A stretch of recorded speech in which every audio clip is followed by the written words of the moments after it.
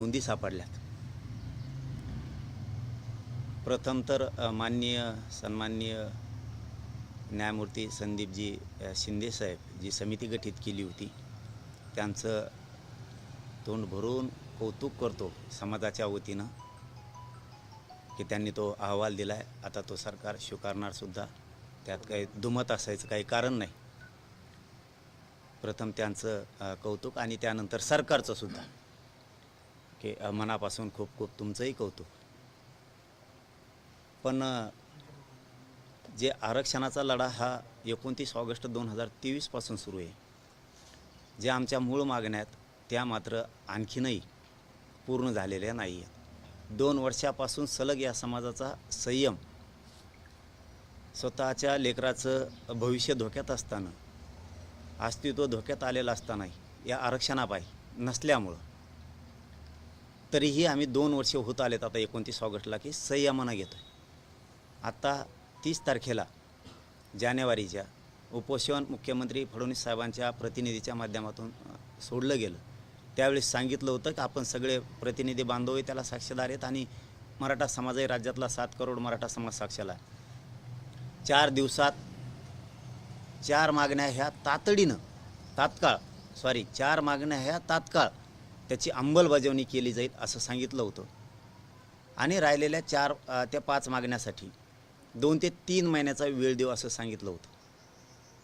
परंतु पूर्ण 3 महिने आज झाले। 2 ते 3च म्हणले तरी आम्ही 2 महिने धरले नाही, 3 महिने पकडले।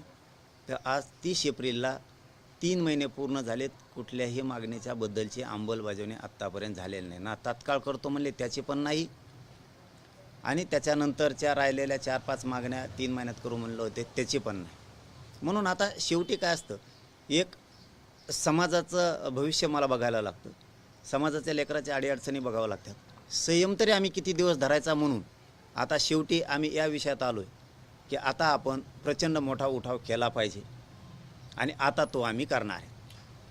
29 ऑगस्ट 2025ला 2 वर्षे पूर्ण व्हायला लागलेत या आंदोलनाला, तरीही सरकार आणखीनही दखल घेत नाही आहे, कोणत्याही अंमलबजावणी करत नाही आहे। म्हणून आम्ही असा निर्णय घेतला आहे की ही हल्ला आहे आता लगेच घ्यायचा होता, परंतु हा प्रचंड भ्याड हल्ला झाला, त्यामुळं देशाच्या धर्माचं सुद्धा आपण हित बघितलं पाहिजे। म्हणून आता आम्ही त्याच्यामध्ये असा एक थोडासा निर्णय केला आहे की 29 ऑगस्ट 2025ला मुंबईत आम्ही जाणार। 29 ऑगस्टला मुंबईत आम्ही जाणार। चलो मुंबईचा नारा आजपासून आम्ही आता समाजानं दिला। आता मुंबईत गेल्याशिवाय पर्याय नाही, त्याशिवाय हे आमच्या मागण्या पूर्ण करत नाहीत। हे याच्यावरती आम्ही आता फायनल निर्णय केलेला आहे की 29 ऑगस्टला मुंबईत आम्ही जाणार। दुसरं, मुंबईत आमरण उपोषणसुद्धा होणार। आमरण उपोषण 29 ऑगस्टला मुंबईत होणार आहे।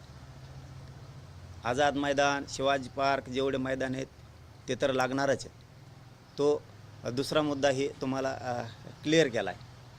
आता मराठा बांधवांसाठीही सांगतो, आपल्या मागण्या मान्य करण्यासाठी आपल्यालाही त्या ताकदीनं आता उठाव करावा लागणार।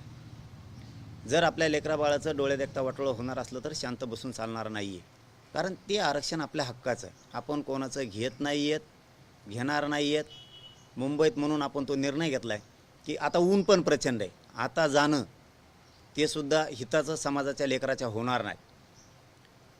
त्यामुळं आणि हे आता सध्या मशागतीचे दिवस आहेत, शेतीत मशागती केली जाते या महिन्यात आता, त्यामुळं माझा गोरगरीब समाज हा सगळा शेतकरी वर्गात, त्यामुळं त्यांचं वाटोळं होईल असं मला पाऊल उचलायचं नाही। आणि 29 ऑगस्टच का, तर तोपर्यंत पाऊस पडल्याच्या नंतर जून जुलैमध्ये त्यांच्या पेरण्यासुद्धा पूर्ण होत्या। आता उन्हात गेलं तर आता मशागत करण्याचे दिवस आहेत, आता मशागत करतील आणि ऊन पण आहे, दोन्ही कारणामुळं आता जाण्याचा निर्णय योग्य नाही।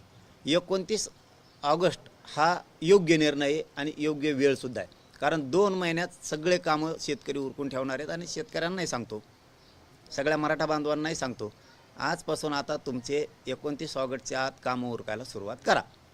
सगळ्यांनी कामं उरकायची, आता माघारी यायचं नाही। त्यावेळेस माघारी यासाठी आलो होतो आपण, तेही लगेच क्लिअर करतो. आपण ज्यावेळेस मुंबईला गेलो होतो, कारण 2012च्या कायद्यात दुरुस्त करणं गरजेचं होतं, कारण ओबीसीला त्या कायद्यानं आरक्षण दिलं आहे आणि सगळ्या सोयरीची अंमलबजावणी जर त्यातून करून घ्यायची असली तर 2012च्या कायद्याची दुरुस्ती अधिसूचना काढल्याशिवाय पर्यायच नव्हता. तिथं आपली फसवणूक झालेली नाही.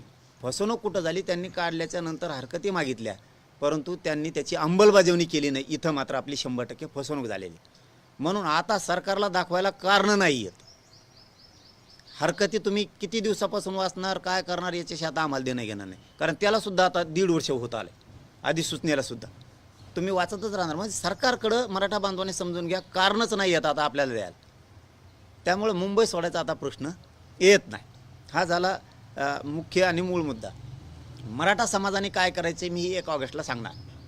म्हणजे आंदोलनाची पुढील टप्प्याची रूपरेषा काय असेल ती आज मात्र सांगत नाही, मुद्दाम सांगत नाही. आणि हे समाजालाही माहिती आहे, मी जे पाऊल उचलतो ते तुमच्या हिताचं उचलतो. योग्य वेळी सांगितल्यावर तुम्हाला तेवढा 1 महिन्याचा परत वेळ राहतो 29 ऑगस्टपर्यंतचा, ते टप्पे सांगू. पण आज एवढं सांगतो की 28 ऑगस्टला मी उपोषण करणार आहे. 29 ऑगस्टला तर 28 ऑगस्टला तुम्ही सगळ्यांनी फक्त मला सोडायला आले तरी बस, कारण तुमचं काम मला बुडवायचं नाही आहे, तुमचं मला वाटोळं करायचं नाही. तुम्ही मला सोडून वापस जरी आले तरी तुमच्याकडे सुद्धा आंदोलनाचे टप्पे असणार आहेत इथंसुद्धा सांभाळायला. त्यामुळे तुम्ही मला 28ला तिथं 29ला बसेपर्यंत जरी आले तरी मी जीवाची बाजी तुमच्यासाठी लावायला तयार आहे. कारण तुम्हाला तिथं घेऊन बसून मी तुमचं इकडं शेतीतलं नुकसान करू शकत नाही. त्यामुळं तुम्ही फक्त 28ला जरी सगळे मराठी किंवा ज्यांना ज्यांना शक्य येते तरी आले तरी ते प्रश्न आपण सगळे सोडवल्याशिवाय वापस येत नाहीत.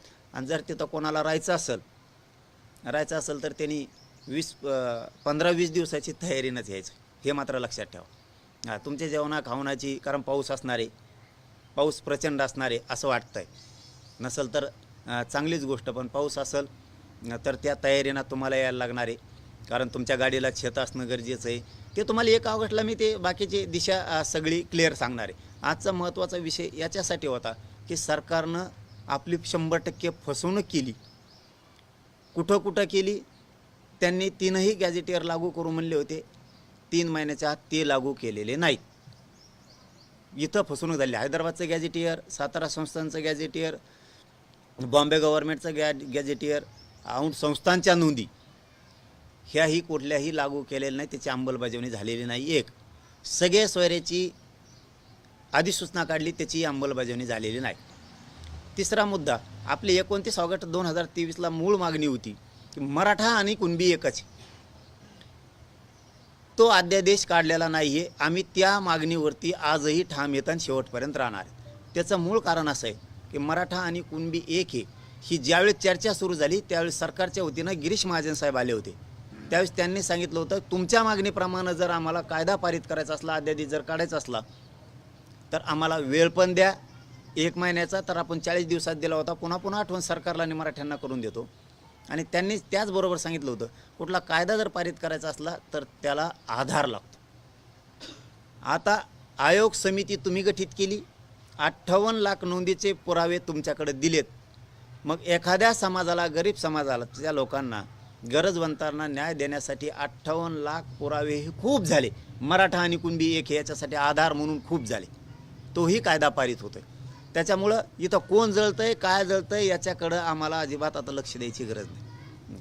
मी मागंही सरकारला सांगितलं होतं आणि सरकारलाही तेवढी जाणीव आहे, विशेष करून मुख्यमंत्र्याला जाणीव आहे, शांत राहतो म्हणजे ह्यो नेमकी काहीतरी करणार आहे. कारण मी समाजासाठी संयमानं शांत राहून काम करतो. कारण मला समाजाचं हित जोपासणं ही माझ्यासाठी सगळ्यात मोठी जबाबदारी. समाजाच्या लेकराचं कुठं वाटोळं नाही झालं पाहिजे, त्याचं कल्याण झालं पाहिजे. त्याच्या कल्याणासाठी मी रात्रंदिवस काम करतो आहे. म्हणून आता 2 वर्ष आम्ही संयम धरला. तुम्ही केसेस मागं घेऊ म्हणले होते 2-3 दिवसाच्या आत, त्यालासुद्धा 1 वर्ष उलटून गेलं.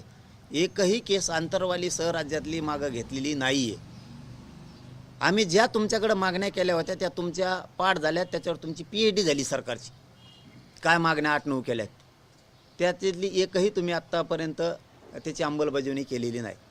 सरकारचं कौतुक मी एवढ्यासाठी केलं की शिंदे समितीनं त्यांचे काम केलं, त्यांच्याकडून तुम्ही काम करून घेतलं, आमच्या नोंदी नव्हत्या म्हणलात, महाराष्ट्रात नाहीच आहेत, त्या मिळाल्या, त्याच्यामुळं तुमचं कौतुक केलेलं आहे. कारण काम केल्यावर आम्ही कौतुकसुद्धा करतो. याच्याबरोबर तुम्हाला पाचवा माझा असा मुद्दा सांगायचा आहे की ज्या नोंदी सापडल्यात ना 58 लाख,